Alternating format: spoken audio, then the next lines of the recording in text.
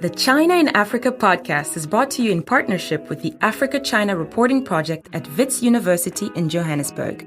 The ACRP promotes balanced, considered reporting on China-Africa relations through training programs held throughout the year.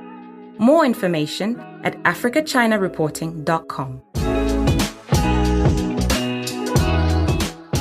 Hello and welcome to another edition of the China in Africa podcast, a proud member of the Sinica Podcast Network.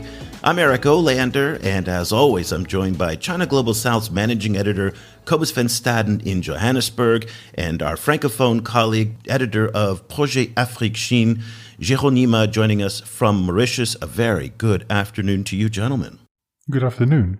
Good afternoon. Well, today I am so excited about this show. I have been waiting to do this show for months now. Months, I tell you, because it's our first opportunity to introduce our newest colleagues at the China Global South Project to join us on the show. We have a bunch of new folks on our team, but these two are the first time on the show. So joining us from East Africa, our new China editor, Han Zhen. A very good afternoon to you, Han Zhen. Hi, Eric. Good afternoon.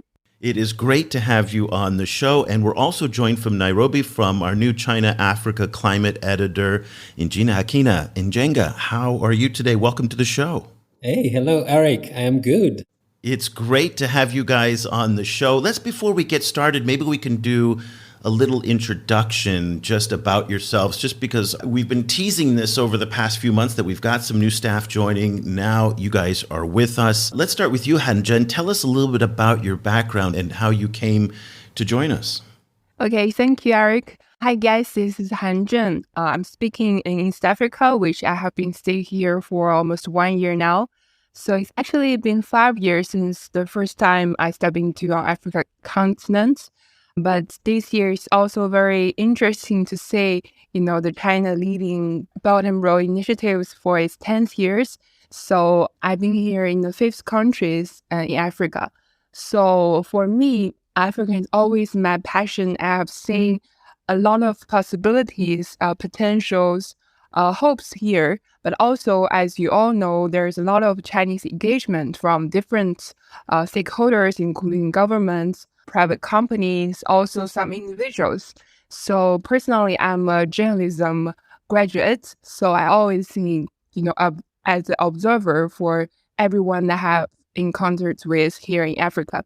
So it's my great pleasure to join the team, and I would like to share more in the future about what's happening here and from more Chinese perspective. Absolutely. We're thrilled to have you on the team. And Han Zhen's been writing for us already these past 2 weeks in our daily newsletter that goes out to subscribers, doing a lot of translations and a lot of analysis. One of the things that she does is she combs through all of the WeChat groups and Weibo posts and Chinese social media, also looking at what the academic discussions are going on in China. Because one of the things that happens in the Chinese discourse is that it's radically different in tone and style than what we hear in English. And so it's really important for us to be able to bring those conversations that are happening in the Chinese universe to everybody. And so we're thrilled that she will also be joining us on the show. Njenga, let's go to you. You've been doing journalism, particularly climate journalism, for quite some time in Nairobi. Tell us a little bit about your background. All right. I am a multimedia journalist and trainer, and I have over 10 years experience in this. I have been reporting and producing reports for the publications that I've worked with. My background is radio. I have been doing this since I began. So straight from college, I joined the BBC doing some shows for the youth in health. And so after that, I got into climate change, and that is what I have been doing up to now. I have managed to do editorial processes and writer improvement because it has gotten to a point where we need to keep educating our journalists, especially the ones who are joining. And so I have managed to do that within the organizations that I've worked with. And then I have covered sub-Saharan Africa largely in business. It is very difficult to communicate climate change stories in Africa because probably of the technicality and the changing dynamics. And so it has been a challenge. And fusing this into what I ended up with in business has been a challenge. However, coming to CGSP has been an opening for me. I get to see Africa from a different perspective as well, and thus I can communicate much better. And having to focus on everything, Chinese, something that I've not done before, is a really interesting approach. And I'm getting into this, focusing on renewable energy, climate mitigation, and agriculture, and also other practices that are happening in terms of addressing the challenges that African countries are facing, and also having to hear and give out the voices that people have in terms of what their issues are, in terms of the challenges they are experiencing, and then again, getting to tell the story from Africa, which also gives it a little bit more perspective than it would have been elsewhere. And if you want to see the great work that Njenga is doing in both English and in French, just go to either the English or the French homepages, and you'll see a section about 2/3 down the page, China, Africa, climate news. So Njenga is covering all of the deals on solar, on hydro, on all the new energy initiatives, even touching onto some mining initiatives and power. And we're going to talk today about steel and energy, a story that he's been reporting on. Let's start first, though, with Han Zhen. Han Zhen, this week we've been focusing on a couple of posts by a WeChat commentator by the name of Shaorui. And he has a rather popular WeChat page. He's based in Africa. I don't really know where in Africa he's based, but he really speaks from an African point of view that he's at least here. And he has a popular page called Nie Talking About Things. And then he wrote an article, he wrote two that we're going to focus on today. And the first one is, in Africa, the Chinese are scapegoats. And it's a fascinating insight into how a certain segment of the Chinese population in Africa sees their place in these societies and also their role vis-a-vis even Chinese as well. Let's start with kind of an overview of Nie and what he was saying. And again, getting your take as somebody who's in the Chinese community and what you thought of his perspective. Okay, great. Thank you, Eric. So for Nie Shaorui, so he's a very interesting person. I have been following him for a few years. So he started writing articles on WeChat accounts mainly began on the COVID era, which in 2020, he's still working in Africa, mainly in Kenya and Tanzania. He started to write. During the COVID time, the starting time in China, people are quite focused on a lot of things happening online and writing their comments. So he's been a very sharp person commenting on what happened in Africa, the China-Africa's engagement, mainly from, the individual's level. And also he shares his opinions on Chinese policies in his perspective. So we find him very interesting because he representing some people, they might not be professional on policies or investments or those things, but they have their own observations and opinions. At the same time, they are somehow major stakeholders or players in Africa now, because we see from some data like the Chinese private business, both individuals and companies, actually they have been covered major percentage of the Chinese who are working or living in Africa now. So for his two articles, actually in the recent 1 or 2 weeks, we have seen his posts. One is about what Eric have mentioned, like Chinese as being the scapegoats in Africa. So he been, stay in East Africa for over 10 years. So he had a lot of experience, like the police stopped him and he get like questioned or fined. Well, he say maybe the Europeans or Americans didn't face the same situation. So personally, he had a lot of experience regarding this. So he shared, and also his opinions about, because Chinese, they have a lot of business operating in Africa, there's higher risks that is got spotted by the local stakeholders, by the government, the police. So facing all these risks, it exists already. So in what way that Chinese people can solve those problems? But the whole article, I think, is mainly, he take himself or those group of Chinese people as some, a group of people that's on the bottom of the foreigners in Africa. Yeah, he said that they didn't get any respect. And let me just read you a quote from what he said. He said, in Africa, you hardly hear about any Europeans or Americans becoming defendants, that is, being sued or stopped by the police or attacked by the law, or even not the case for Indians and Pakistanis.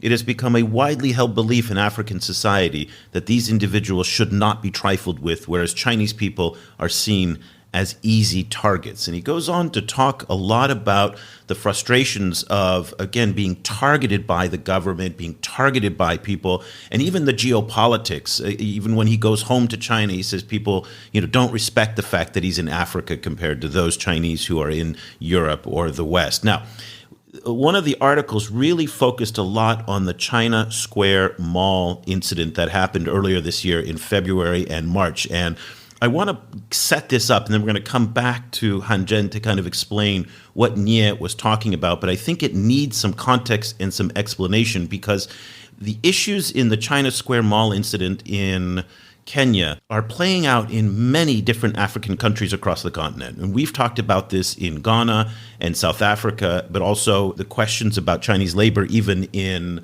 Ethiopia as well. So let me just kind of give you a little bit of background on the China Square Mall, and that will then set up our conversation nicely about Nie with Han Zhen. So this started in late February, when the trade minister in Kenya, Moses Kuria, he targeted this one mall. And let me just give you a report now from the government-run Kenya Broadcasting Corporation, their prime news program that sets up the story. They came out in large numbers. Hundreds of household and electronic goods dealers from Nyamakima, Kamukunji, Kirinyaga and River Road took to the streets to demonstrate against what they termed as an intrusion of foreign traders in the market. Carrying placards and blowing whistles, the protesters claim the Chinese traders had taken over the retail market, a move that has slashed their profits. Those who spoke to KBC are petitioning the government to only allow Chinese businessmen to be involved in manufacturing. On the claim that the prices are exorbitant, the traders instead blamed the government over the high loan rates. Their appeal to speak to the deputy president was, however, not granted. The demonstrations come in a wake of uproar over the establishment of China Square, a retail mall merchandise along Thika Road.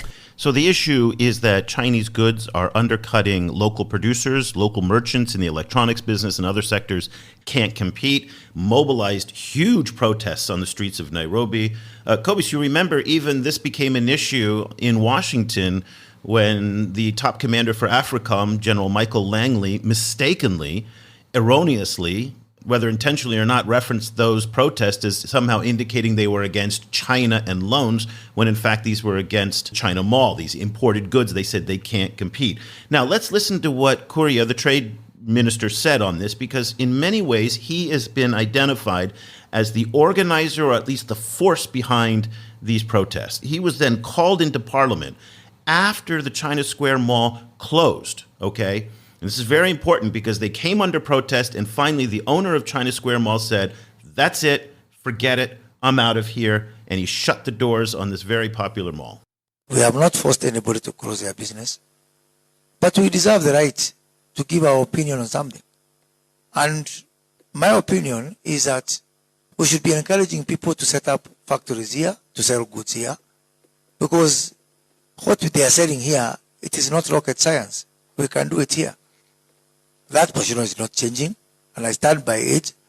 We should not be importing phone covers and all those things which you can make here.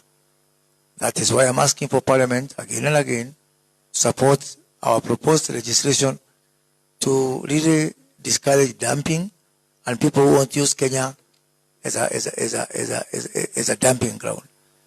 Chair, by yourself, you said that there used to be those days when industrial area you could find people walking, riding on their bicycles, queuing for jobs, and they're not there anymore. I want to tell you they are there, only that they are in China. Those queues are there, but they're in Chinese factories. Those queues are there, but they are in a place called Yu. They are in a place called Guangzhou. I'm not saying anybody close down, but I'll keep saying again and again, for the sake of record and the sake of history, that this is not helpful to our country. Why now the American dollar is strengthening, we are crying about it, is because cumulatively they have said America first. And I'm saying Kenya first. So that was Moses Kuria, the trade minister, telling Parliament for his rationale as to why people are upset over the importation of Chinese goods. Now, that all sounds great. It makes a lot of sense. I think a lot of people can sympathize with what he's saying, especially for traders who have to compete with the low-cost Chinese goods that are coming into markets. And by the way, this is not uniquely a Kenyan issue. This is the same thing that Donald Trump talks about in the United States. It's the same thing that people talk about in Europe as well. Matching the China price is really difficult for anybody all over the world. Now, a lot of people felt that his campaign, though, coming from him in particular, but leaders like him, is complete and total BS. He's nothing more than an opportunist who's using the China Square Mall fiasco as a way for him and his cronies simply to profit. Don't believe what he's saying about how you can manufacture in Kenya, because it's people like him, these are the critics, what they will say, who've gone out of their way to destroy manufacturing in Kenya, and you'll hear why. So let me play some sound here from someone who really got a lot of attention at this time. His name is Francis Gaito. He is a very popular political commentator on TikTok and Twitter, a Kenyan commentator, and a couple of his clips on the China Square Mall protest went viral. I mean, they racked up huge audiences. Now, Francis points out that it's people like Kuria specifically who've actually gone out of their way, as I mentioned, to destroy the country's manufacturing sector. Why? Because in a country like Kenya, importing stuff is where the money's made. Now, normally it would be a small number of importers who bought directly from the Chinese and then controlled the resale in places like Nairobi. But now that the Chinese, people like Cheng Lei, who started up the China Square Mall, are coming in directly and undercutting those merchants, well, that's the kind of thing that's pissing off Kuria and friends of Kuria, and that, in their view, is the real problem. Let's listen to what Francis has to say. Listen, we are at a crossroads as a country. This China Square issue is creating a lot of discomfort because it is fighting against a major narrative. Number one, all the rich people, all the billionaires, I spoke about one the other day, they have derived their wealth, especially from the Mount Kenya region. They have derived their wealth from importation. So they go to China and import. The churches, the people they glorify, the people they invite for their harambes, the people they call there to speak, the people they then later also push into politics, the people who will, the people who pack all the influence in Mount Kenya region are importers. Mount Kenya region, the manufacturers were suppressed, everything, nobody speaks, but the importers have a lot of clout, they have a lot of say in the domestic politics, in the regional politics of the area, and even in the national politics. They're all importers. None of them does any value addition. None of them does any manufacturing. None of them is an inventor. None of them supports local enterprise. Today, if you want to supply one of the supermarkets, if you want to supply your farmer, you want to supply cabbages, they will not give you a chance. These are the same people who are importing fruits from Egypt. Moses Kuria was in Egypt the other day. You think he went there to discuss about Kenya? He went there to discuss about his own personal businesses.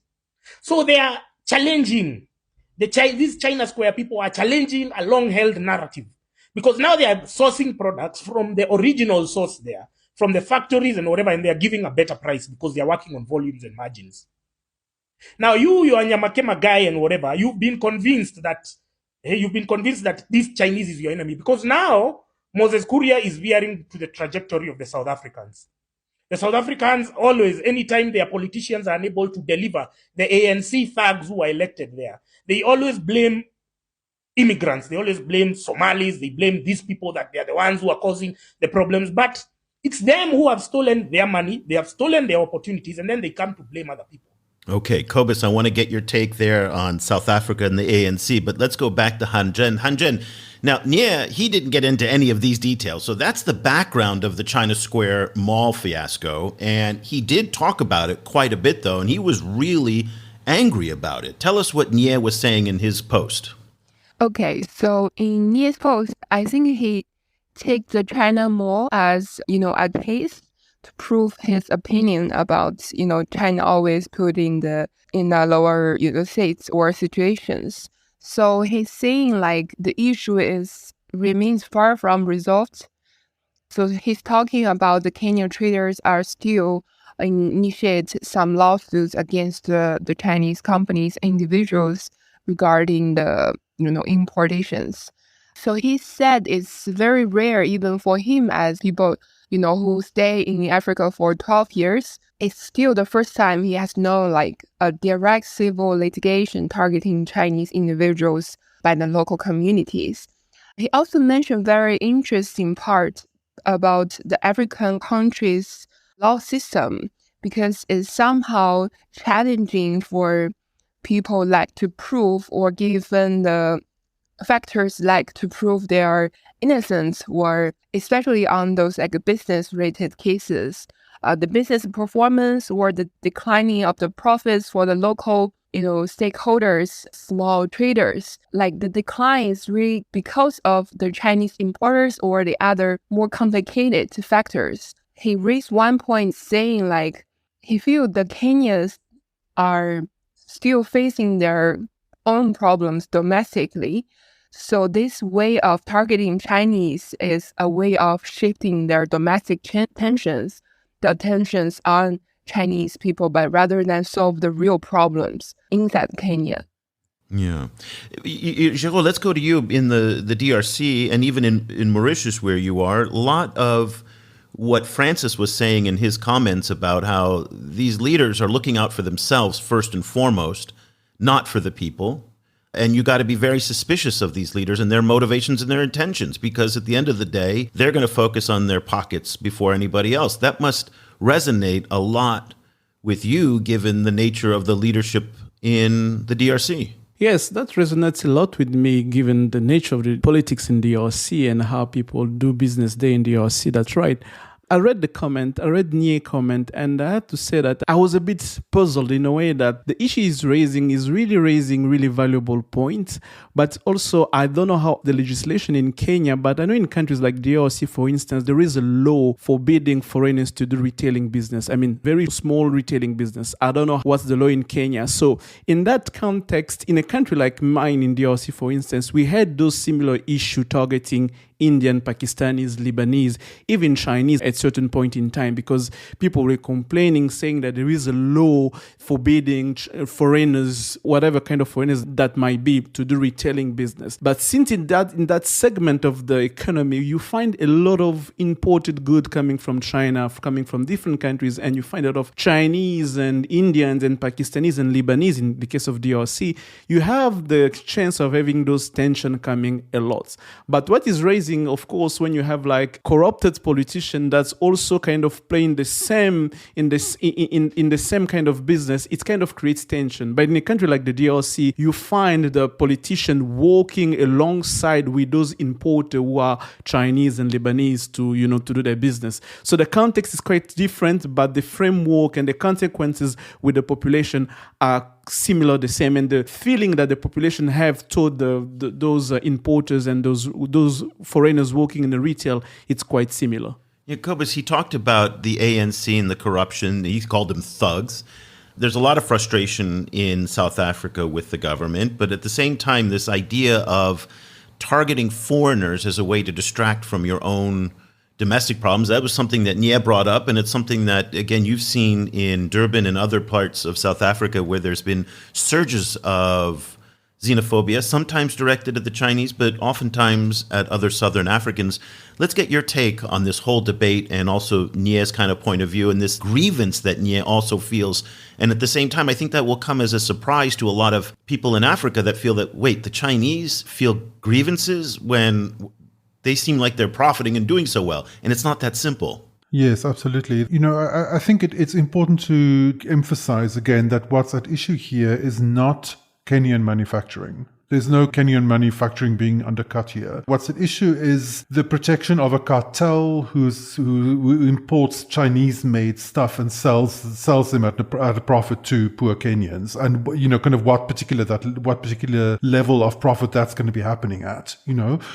So China's centrality as a manufacturer is unattacked in this case. We're only talking about Chinese goods, and the pattern that we're seeing emerging is one that I think is also in South Africa, where politicians are mostly fighting around who gets to be a gatekeeper and therefore who gets to profit from being the gatekeeper, rather than any kind of like fostering of actual manufacturing or actual competition. And what then also happens, and I think this is very true in South Africa too, is that leaders in Kenya and in other African countries are frequently completely indifferent to the fact that the people who are paying inflated prices are very, very poor. It's like the people who are buying stuff from these malls or buying Chinese-made stuff on the street, they're not luxury consumers, And the fact that it's possible for them to actually buy that stuff at half the price and for retailers to still make profit at that price point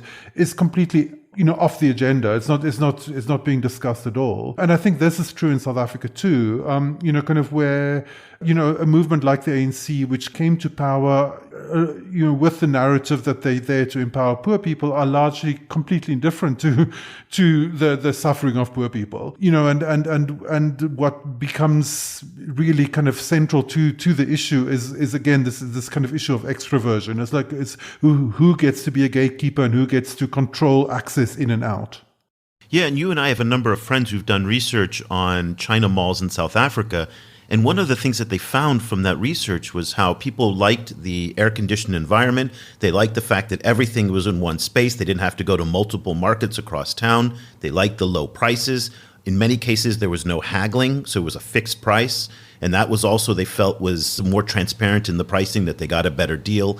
So in this discussion, I think you bring up a really good point that we oftentimes, and in the West, there's a lot of sympathy to this idea, well, it's displacing African producers. But there's not as much conversation about the consumer who's benefiting, particularly consumers with minimal disposable income.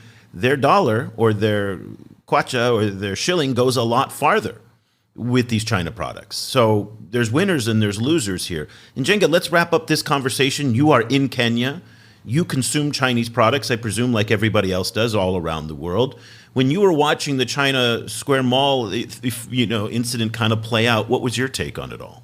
For Kuria and his ilk, it's for political expediency. And before the China Mall, there were the Chinese supermarkets in upmarket Nairobi areas. So going to the China Mall, complaining about the affordability of the products that they are offering is just hypocrisy. And we know that for political mileage, he has to do something. Interestingly, his target audience, the people who he claims to be protecting in Nyamakema and Kirinyaga Road, just like from the report by KBC, those are from Mount Kenya region, where Kuria is from. I am from the Mount Kenya region. I would be called that politically here. Guy, though, who just spoke about, his discomfort with Kuria's, approach, is also from Mount Kenya region. And so I think that at the end of it all, it's for him to survive longer in politics than he would have been. Yeah, so that is what it is. There is no interest for the common man. In this case, it is just for him to push his agenda. And like Kobas has stated, like Igor has stated, the importers of these products from China, they are doing business. It is big business. They are cartels, and they don't want anybody else getting into that kind of privileged club. And so for Kuria, he would have to protect his at all cost. And this cost at this time was the Chinese. If the Chinese were not there at this time to blame, there'd be somebody else. And so it would become a cycle if this succeeded. Yeah, but at the end of the day, William Ruto does have some accountability here. He came to power saying he was a hustler. And in that case, that a hustler in this case is an endearing word of somebody who's worked their way up from the bottom. Yep. And he said he was going to protect and look after the other hustlers and the working people. And yet here we have, someone in his cabinet who clearly isn't doing that. And I don't know. I mean, and he also said, remember, that he was going to, push out the Chinese who were there illegally. And he didn't do that either, by the way.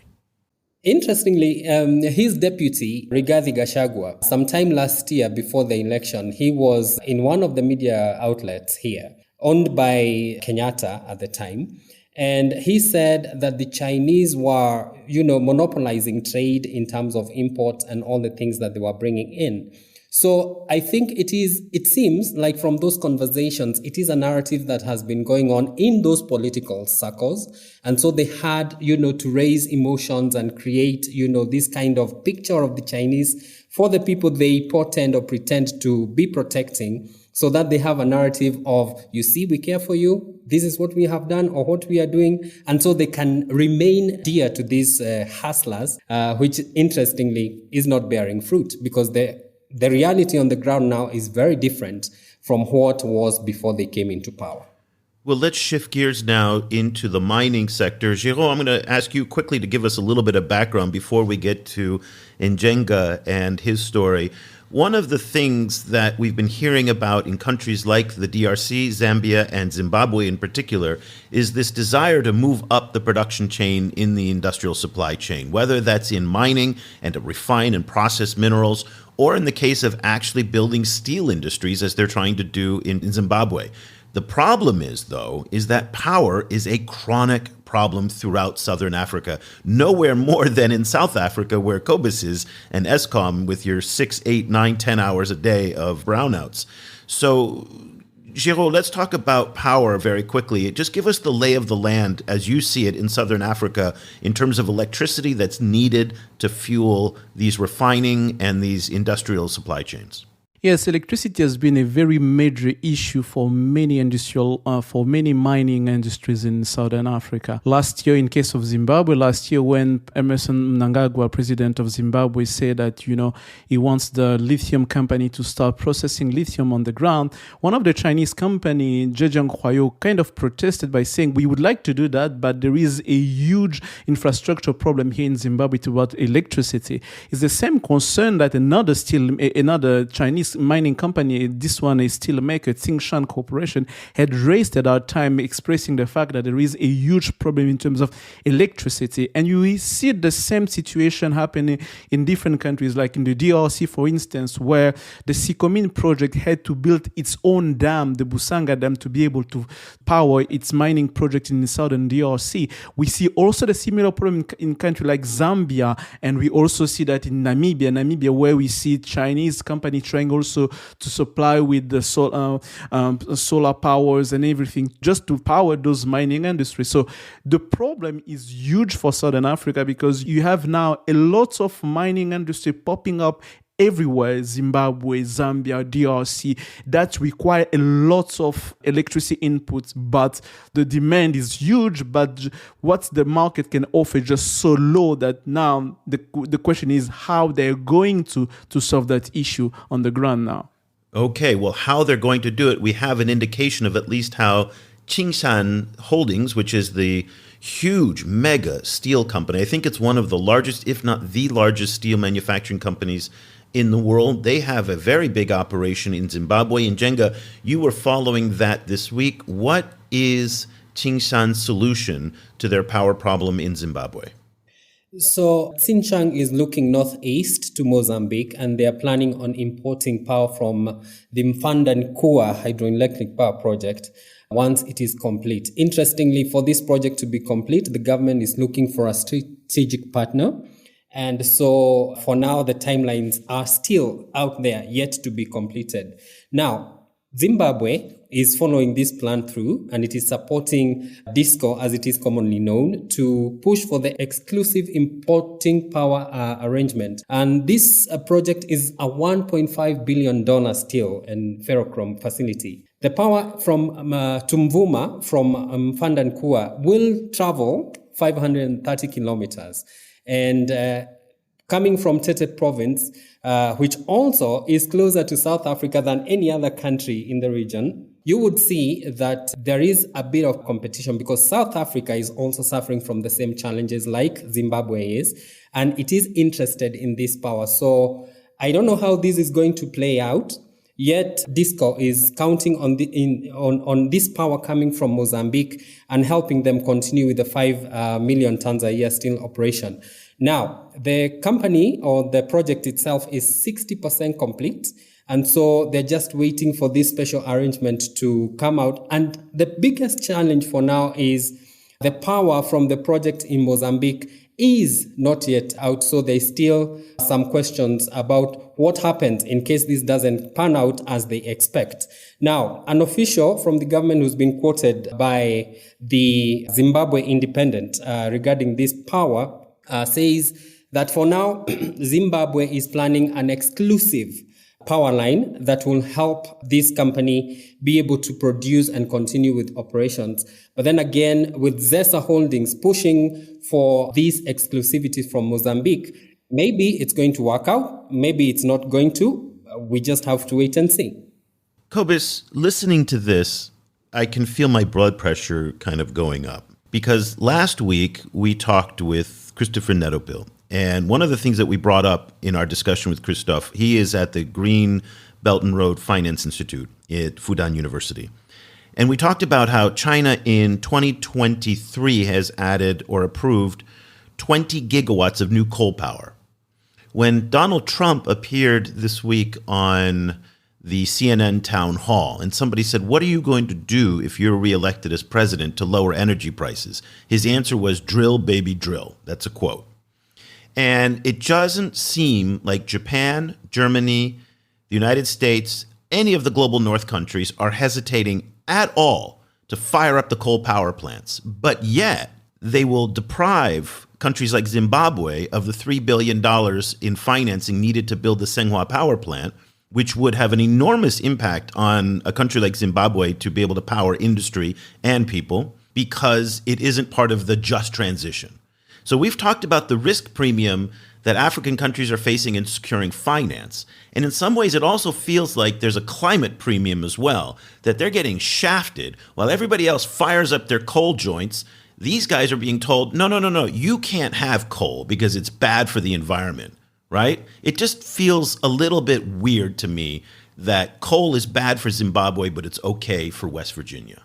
Well, the thing is, to be blunt, West Virginia is wrong. It may be wrong, but it's going ahead anyway and doing it. I mean, we're not talking about right or wrong here, right? I mean, wrong in terms of 5 years down the line, 10 years down the line, they're going to be sitting with a whole bunch of stranded assets, which they are probably able to absorb, which is why obviously it's a kind of a might makes right situation. But that doesn't change the fact that coal investment is just a dumb thing to do right now. What makes me upset, I think, like where my blood pressure rises, is the question of whether African, like I agree, that like African countries should have more leeway to use these resources, including, for example, natural gas, than the global north does, right?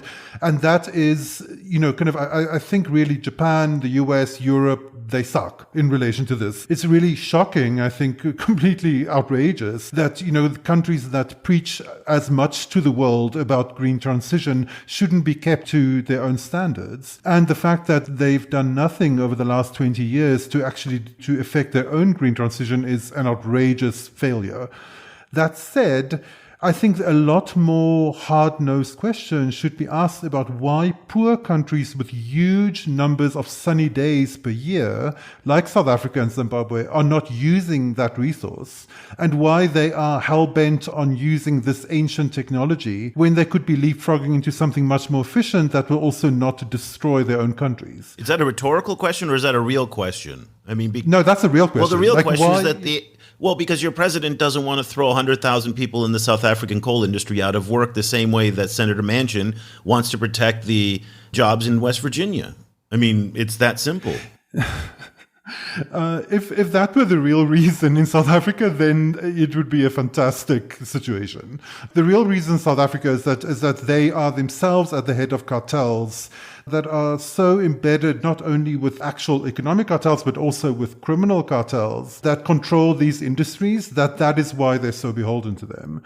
So if South African politicians thought for 10 minutes a year about those coal miners, then I'd be happy. Okay. The reality is they don't. The reality is that these systems are set up to benefit them, and they're, again, indifferent to the actual outcomes on the ground. It seems to be a little bit of similarity between what we heard in Kenya and the cartels there and what you're talking about in South Africa as well. Yes, exactly. Okay. Njenga, thank you very much for that. Hanjen, thank you as well. Njenga, tell me, what other stories are you working on that people can expect in the next couple of weeks on China Global South?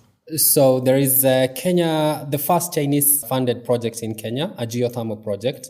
This sector has been dominated by the Japanese. There has been a number of American companies, but now with Chinese funding and one of the engineers at the GDC or the Geothermal Development Company saying that it's easier to get funding from the Chinese, there isn't as much bureaucracy, then probably we are going to see more of this. I'll be following up on this. Also, I'll be looking at the renewable energy sector and the EV sector in Kenya, working with the Kenya Renewable Energy Association. I'll be following that as well as a research center in Kenya, the Jomo Kenyatta University, where the Chinese have an institution that has been put up for research in terms of agriculture, climate change, diversity, biodiversity protection, and all those things. So those ones are some of the stories that I'll be looking at from Kenya, as well as others that are coming and happening around Africa. Okay, and Hanjen, what are some of the other stories that you're going to be working on for our subscribers in the newsletter and also just in general, even on the podcast? Yes, so I will be, mainly focused on the content that's only published in Chinese, in some special platforms, but training in the Chinese communities like WeChat. So there's a lot of stories that happening not only in the government, like country level government, but also governments and companies from different provinces from China, and they have been very actively participate into the engagement with African stakeholders and other global South stakeholders. So I will try to grab more updates from those more specific new stakeholders that our audience might not be familiar with before, to share some new stories. Meanwhile, I will also focus on some opinions that published by the Chinese scholars. They're commenting on China's engagement with the global South. So out of the emerging markets or the news that being globally watched, like how the Chinese scholars or Chinese officials, their opinions about, to add some new voices from our side. Fantastic. So again, you're seeing a lot in the Great Translation movement, which a lot of folks in US and Europe and even in the Middle East are translating a lot of Chinese academic work. Very little of it, though, is focused on Africa and the global South. And that's the work that Hanjen is doing. Also, Njenga's covering it from the climate space. Thank you both for that. Cobus and Giraud, very quickly before we go, a couple stories that I just want to run down from this week as well. Very interesting statistic that came out of the Kenyan Treasury that I'd like to get your take on.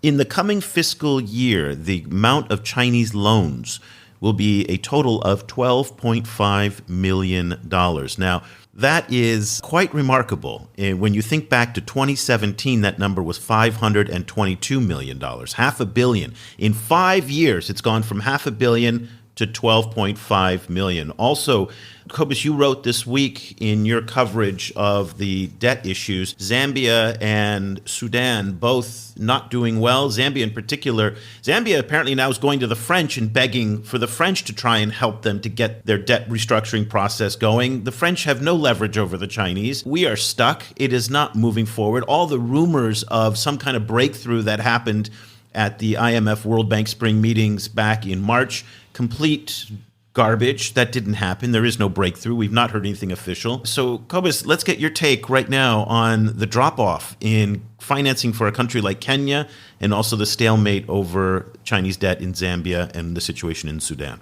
So in relation to Zambia, France and China are the co-chairs of the creditor committee. So I think that's probably the reason why they were kind of appealing to the French during an official conversation between President Michel and Emmanuel Macron. So, kind of the fall-off in lending to Kenya is obviously fits into a larger pattern of a very steep drop in Chinese financing generally. I was surprised that even that amount of lending was actually happening still, to Kenya, particularly because Kenya really is on the verge of full-on debt distress. So, it's an interesting kind of marker. We'll have to see how it develops over a slightly longer time frame. But I think one of the bigger issues is that East Africa as a whole is potentially facing a larger security issue in relation to Sudan.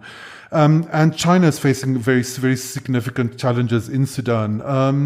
Financial Times was reporting this week that at least $5 billion worth of loans, outstanding loans from China to Sudan might be in danger because of the current civil war there, but it might actually be a lot more because they were not counting prepayment loans for oil buys, which is essentially a version of a resource-backed loan. This is, it's a loan that gets repaid in oil. At least $2.5 billion worth of those loans are at play, and it may be a lot more. Also, a weird little data point that we picked up is that the Chinese company Norinco announced that they are building an oil pipeline in South Sudan, like $1.2 billion project, but so far we're not sure who's financing it, what the situation is, like who in their right mind would invest and build, kind of in South Sudan and the larger Sudan region right now, not sure. But, kind of all of that is at play. What makes that story weird is you said Norinco, right?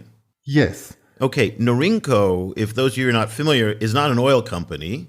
It's not a natural gas company. Norinco is one of China's largest state-run weapons manufacturers, arms manufacturers. So I don't even want to think about what the deal is on that. I mean, that is insidious if that's the case. I think it's a subsidiary of Norinco that I think it works in construction, but I have no idea, like even who they are. Like I couldn't find much detail about them. Oh, that's right. No, and that does ring a bell because there was a big Iraq deal that fell through on a gas pipeline that it was a subsidiary of Norinco as well. So Norinco's got obviously tentacles in lots of different places, but just beware that Norinco is a massive arms manufacturer and arms dealer and a big one in Africa too. So just something to think about there. Very interesting statistic that also came out this week on the debt side, and Joe, I'll get to you in a quick second, which was this came out of Brad Setzer, who is the senior fellow at the Council on Foreign Relations and really one of the smartest guys on international debt finance out there. And he pointed out that it's very likely right now in 2023 that more money is actually going from African countries to China to repay loans than money coming from China into Africa. And that's totally counterintuitive. But he noted that most Chinese loan contracts have a 5 or 7 year grace period in the repayment terms. And the peak of Chinese lending was 2016, 2017. So the bulk of these Chinese loans that were made at that peak in 2016 are now in their repayment periods. So just consider the fact that we're now probably seeing more money leave Africa to China as part of loan repayments than the other way around. Not something we've seen in a very long time. Jérôme, go ahead. Yes, that's really very interesting information. I think it's an information that might play in the back of the mind of William Ruto. I remember the comment that we had last week when you're talking about this China-Africa summit. Now, and we were saying that now that money is not coming from China to Africa, many in Africa might start to consider that, yes, maybe we might need to change the term and the style of the FOCAC meeting we're going to have with China. But this is another debate. But talking about this debt issue, I'm really thinking about Zambia because I remember a few weeks ago, I've made a video about Zambia situation. I was quite angry about how things were going. So far, Zambia is pushing on friends, trying to talk to convince China to do something. My question is, why not Zambia is trying to talk to China directly? Why not Zambia is going to, to call out China on that? They've been trying to, but they won't call out China directly because I think they're terrified. Exactly. Because here's the thing. Do you remember that FT story, the Financial Times story from a couple weeks ago, or maybe a couple months ago, where it was saying that they actually did call out the Chinese, and within 24 hours, the reporter had to retract it.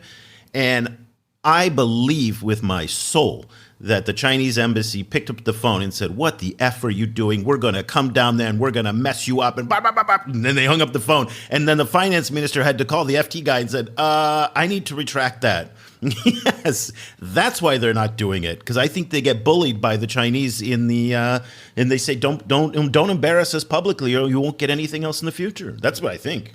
And this is, for me, it is really problematic in that regard. It's very problematic because at some point, even the Western capitals, Paris, Brussels, London, all of them are watching them and say, guys, at some point, you're going to have to talk to your main bilateral lenders. You're going to have to talk to China and say, guys, can you do something? If they don't call out China at some point, if they don't get the courage, the guts to say, China, we need to talk. You need to do something. people won't have that much of, action or leverage to do anything, because I understand their position. I understand that they don't want to get caught in the middle of, like, if they call out China, they're going to be like, pushing American agenda against China. They're going to be pushing the IMF and all this anti-China narrative. But beyond that, they have to look for themselves. How do we move forward? Because without calling out China directly, they might find themselves in a very difficult position. And the question will be why France would try to help Zambia in that situation. Why France would try even... That's the question. They have no leverage. What leverage does France have with China on these issues? Nothing. I mean, it's a sign of desperation from Hichilema that he's doing it because he's got no other choice. Very quickly before we go, because we are running out of time, this very question, Giraud, was brought to Chinese Foreign Ministry spokesperson Mao Ning this week, and saying, what's going on with Sri Lanka and Zambia? So Sri Lanka, just for those of you who follow some of these debt issues elsewhere, they had their first creditor committee meeting. And remember that China is the largest bilateral creditor in Sri Lanka, just as it is in Zambia. And the Chinese did not take part in that meeting. They were there only as an observer. And that really kind of stuck people with a little bit of a, what's going on here? And, and again, they're just wondering, what's the Chinese motive? What's their plan here? What's the agenda? No one seems to really have an idea. So this issue was brought up to Mao Ning at the press briefing in Beijing. And lo and behold, guess what?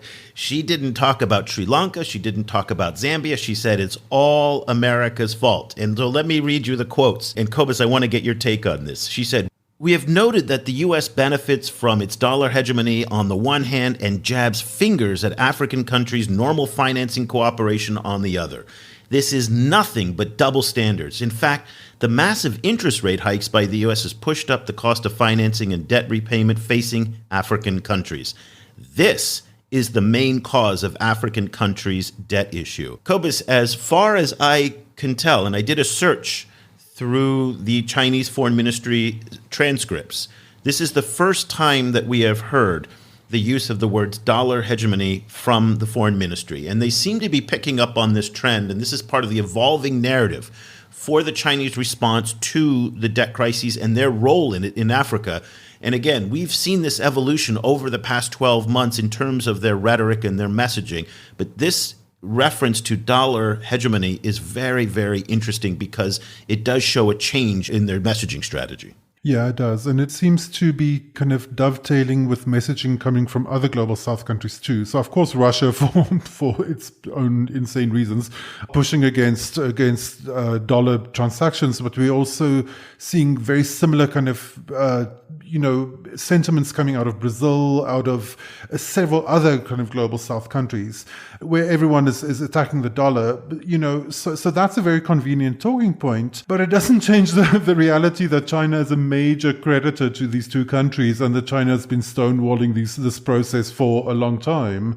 There's a vibe at the moment among many politicians, and South Africa is really a leader in this, but it's really across the board, of this kind of a mixture of kind of dissembling a nihilism, It's like where no one has any suggestions, no one has any real plans to make anything better. No one believes what they're saying themselves, but here we are saying it anyway. And that was very much that kind of vibe I got from Mao Ning, but like one is getting it from many other people too.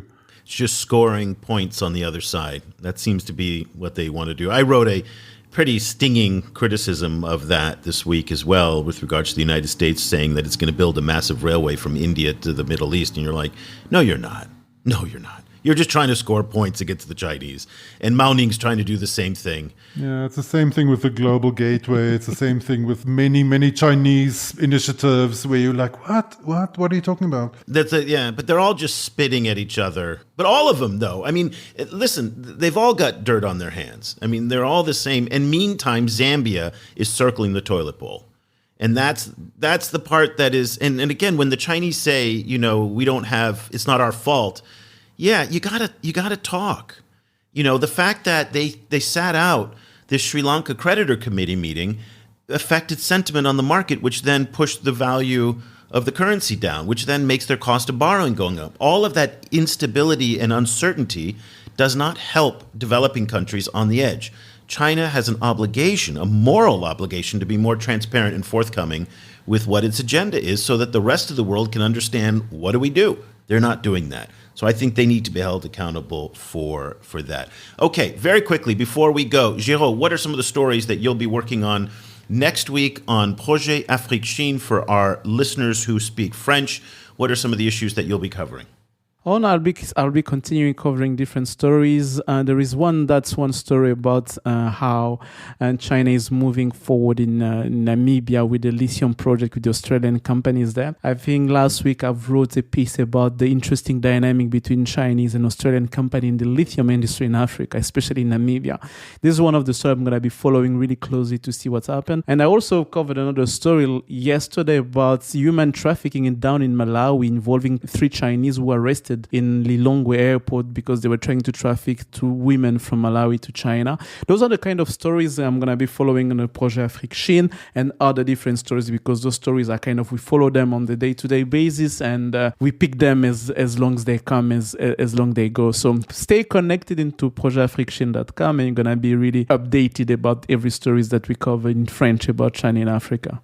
Cobus, can you believe that we're here now with this great team doing this amazing work? And we're doing it in Arabic as well. We're going to have Johnny Essa, our new Arabic editor, join us on the show. We've got a new ASEAN editor, Antonia Timmerman, who's based in Jakarta. She's going to be joining us on the show. And it's just so exciting. This is amazing work that this team is doing. If you want to support the work that we're doing, the best way you can do it is to subscribe to the China Global South Project. Go to ChinaGlobalSouth.com/subscribe. There are 50% discounts for students and teachers, but you're supporting independent journalism. You're supporting this great team that's doing this amazing work, and we really value it. But if you want high-quality, independent, nonpartisan journalism, it requires people to support it. And so that's why we're really just genuinely asking you just to support it. If you don't want to subscribe, but you do want to support the work we're doing, go to our Patreon page that Giraud manages with a great community of Patreon supporters. You can find us at patreon.com/China Africa Project. So we'll leave the conversation there. This team will be back next week in some form or another. So for Hanjen in East Africa, for Njenga in Kenya, for Giraud in Mauritius, and Cobus in South Africa, I have to remember where everybody is, guys. It's a long list. I want to thank you all for joining us today, and we'll be back again next week with another edition of the China in Africa podcast. Thank you so much for listening. The discussion continues online. Tag us on Twitter at ChinaGS Project and visit us at ChinaGlobalSouth.com. If you speak French, check out our full coverage at projetafriquechine.com and Afrique-Chine on Twitter. That's Afrique with a K. And you'll also find links to our sites and social media channels in Arabic.